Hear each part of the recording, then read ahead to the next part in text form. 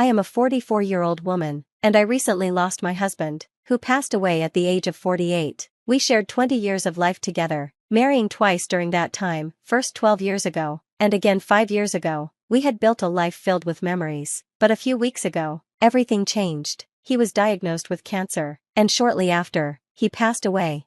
At first, I was in shock, overwhelmed by grief. The pain was immense, but over time, I began to come to terms with the loss. Now, I can reflect on our life together with a sense of calm, cherishing our memories while trying to move forward. Although I miss him terribly, I find some relief knowing he is at peace. In his final months, his suffering was unbearable, and I am grateful that he no longer has to endure that pain.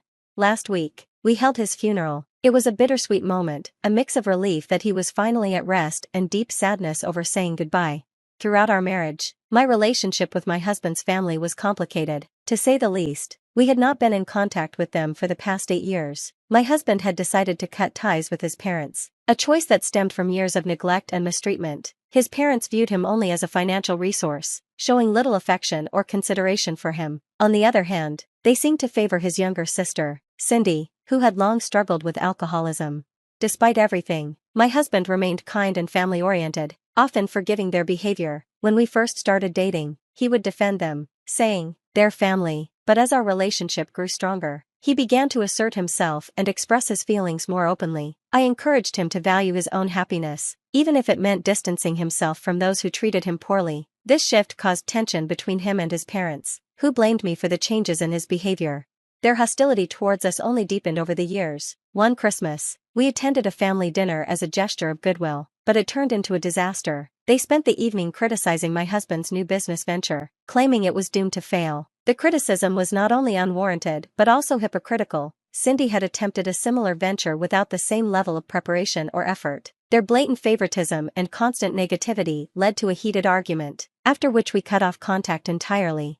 For 8 years, my husband and I lived our lives without any interaction with his parents or Cindy. Even when my husband was diagnosed with cancer, they didn't reach out. That's why I was shocked when they showed up at his funeral. Seeing them after so many years stirred up a mix of emotions: anger, sadness, and confusion. Throughout the service, I kept my distance, watching them closely. After it ended, they approached me, claiming they wanted to talk. I thanked them for their condolences, but made it clear that I did not wish to have any further involvement with them. They didn't take the hint. Dropping their facade, they insisted they had something important to discuss. I told them to wait until everyone else had left. My curiosity got the better of me. I needed to know what they wanted after all this time. I decided to listen to my in-laws outside the funeral venue. Cindy had left with the other attendees, so it was just the 3 of us. They began by explaining that they had debated visiting my husband during his hospitalization but ultimately decided against it because his condition had worsened significantly. They claimed they didn't want to burden him further, but their excuse rang hollow. Their son had been dying, and their absence spoke volumes.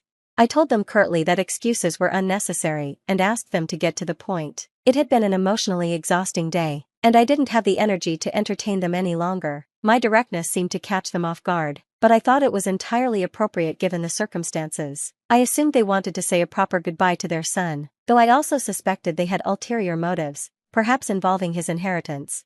They soon confirmed my suspicion. They tentatively broached the topic of my husband's estate, but I immediately informed them that they had no claim to anything. My husband had made his wishes clear long before his passing, and all legal arrangements had been finalized. I was to take over his affairs completely, a decision he made with full clarity and conviction. Undeterred, they pressed further. They asked if Cindy could somehow be involved in his business. When I firmly refused, they shifted their focus, asking if they could at least inherit some real estate, specifically our home. They argued that the house was too large for me to live in alone and suggested they could move in and rent out their current home to supplement their income. Their audacity was staggering. After 8 years of no contact, they had shown up at the funeral, only to make such an outrageous request. This house was something my husband and I had poured our hearts into designing and building together. I was livid. I shouted at them to leave, unable to contain my anger. Their entitlement, combined with their years of neglect and mistreatment of my husband, was too much to bear. When I raised my voice, they tried to justify their behavior, claiming they only wanted a calm discussion. They even demanded I show respect to my elders. But I didn't back down. I coldly reminded them that their behavior at the funeral, like vultures circling a fresh grave, was disrespectful, both to me and to their deceased son. Furious at my rejection, they began threatening to sue for a share of my husband's estate.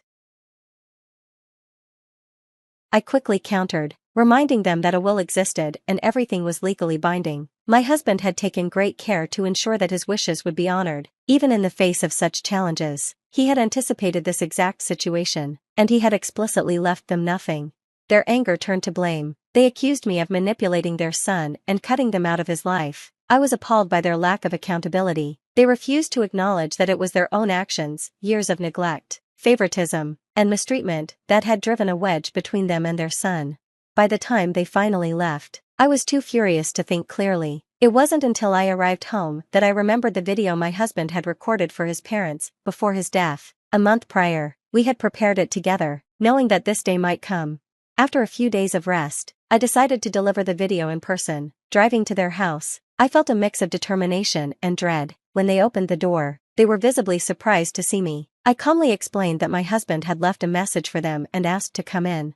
Reluctantly, they agreed, and we sat in their living room, though I could tell they wanted to shut me out. Their curiosity kept them from turning me away. I played the video.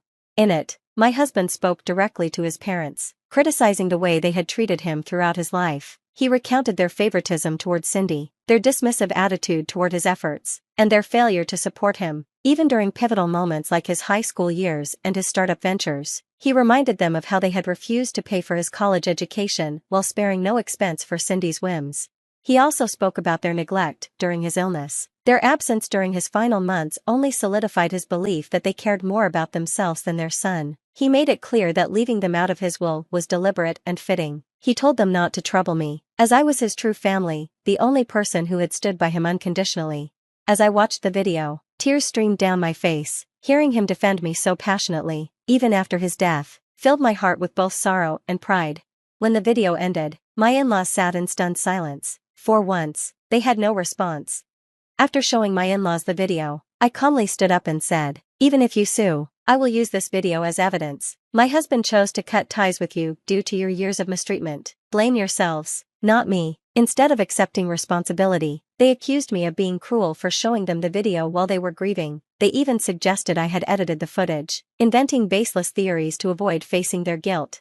When I stated I had no obligation to prove anything, they called me selfish, claiming I didn't deserve what my husband had left me. Their accusations were confused and contradictory. Since then, I've questioned whether it was right to show them that video. While their behavior had been appalling, they were still his family. A part of me regretted exposing them to his harsh truths.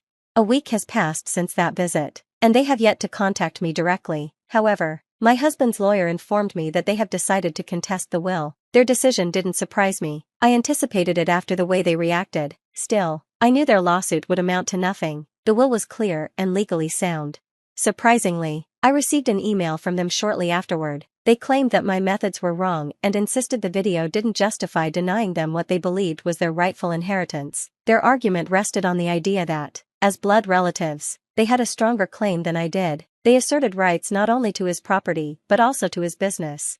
Knowing the court's deal and laws, not entitlement, I forwarded the email to my lawyer as potential evidence. My parents, who had moved in to support me during this challenging time, suggested they could talk to the in-laws to seek a peaceful resolution. I appreciated their kindness, but told them it wasn't necessary. I preferred the in-laws to proceed with their lawsuit and waste their resources. Amid these legal battles, I've been keeping busy with work, trying not to dwell too much on grief. My parents have been a tremendous help, taking care of household chores and offering constant emotional support. Their presence has been a blessing, allowing me to focus on honoring my husband's memory by ensuring the success of our business. 2 weeks after the in-laws contested the will, something unexpected happened. Cindy reached out. Receiving a message from her felt strange. Given our limited relationship and the animosity between her parents and me, she asked if she could visit, and though I was initially hesitant, I decided to hear her out. When Cindy arrived, she brought flowers and offered heartfelt condolences, apologizing for not expressing her grief at the funeral due to the chaos. Her demeanor was entirely different from the selfish and brash person I remembered from family gatherings. She shared that she had quit drinking years ago and had been working on improving herself. Eventually, she got to the point. Her parents were planning to escalate their efforts against me. They intended to fabricate a story that my husband had borrowed money from them to start his business, claiming I owed them repayment. Lacking legal grounds to sue, they planned to smear my reputation on social media. Cindy warned me, Apologizing for her parents' behavior and expressing regret for not reaching out to her brother sooner, she broke down in tears, mourning the lost opportunity to reconcile with him. My father comforted her, offering tea and kind words. Once she calmed down, I reassured her that her efforts to change were meaningful and that her brother would have appreciated them. Cindy left looking more at peace, and I found myself forgiving her. Reflecting on the situation, I realized both Cindy and my husband had suffered from their parents' neglect and favoritism. Neither of them had experienced the love and support they deserved.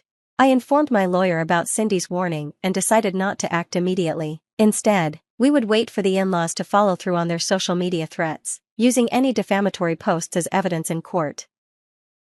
As expected, they eventually made a post, spreading lies about my husband and me. I immediately sent them an email warning of legal action for defamation, though I secretly hoped they would keep the post up for evidence, realizing they were in a losing battle, especially with Cindy siding against them. They quickly deleted the post. Despite this, they continued to assert their intent to fight for my husband's estate. Exhausted by their antics, I blocked their email address. If they wished to continue their futile efforts, so be it. Their isolation, compounded by losing Cindy's support, was punishment enough. Meanwhile, I've been focusing on my work and future. Though I miss my husband deeply, I find solace in fulfilling the dreams we built together. With my parents by my side and Cindy seemingly on a path to redemption, I feel more hopeful. As for my in-laws, I wish them peace from afar. Perhaps, in time, they will reflect on their actions and find a way to heal.